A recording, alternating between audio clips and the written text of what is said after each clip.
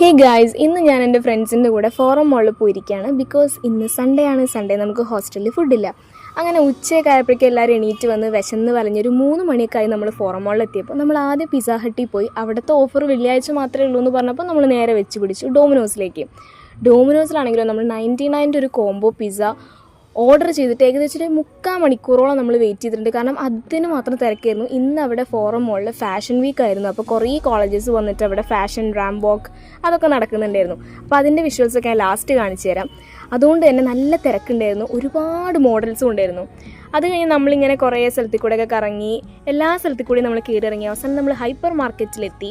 അപ്പോൾ നമ്മൾ കരുതി കുറച്ച് ചോക്ലേറ്റ് എന്തെങ്കിലുമൊക്കെ വാങ്ങാമെന്ന്. അങ്ങനെ പോയി നോക്കിയപ്പോൾ ഞാനൊരു പുതിയ ടൈപ്പ് അക്കൂറിയത്തിൽ കിടക്കുന്ന കല്ല് പോലത്തെ ഒരു സാധനം കണ്ടു. അത് ആക്ച്വലി എന്തോ ഒരു തരം സ്റ്റോൺ ക്യാൻഡി ആണത്രേ. അങ്ങനെ നമ്മൾ നേരെ അവരുടെ ഫാഷൻ റാമ്പ് ബോക്സ് കാണാൻ പോയി. ഒരു രക്ഷയില്ല. ഞാൻ ഇവിടുത്തെ ആണുങ്ങളെ ഒന്നും ശ്രദ്ധിച്ചിട്ടില്ല എന്നുള്ളതാണ് സത്യം. ഞങ്ങളെല്ലാവരും വായി നോക്കി അവിടുത്തെ ചേച്ചിമാരായിരുന്നു. എന്താ അവരുടെ ഡ്രസ്സ്, എന്താ മേക്കപ്പ്, എന്താ കോസ്റ്റ്യൂം, എന്താ കോൺഫിഡൻസ്, ആറ്റിറ്റ്യൂഡ്, ഒരു രക്ഷയില്ല.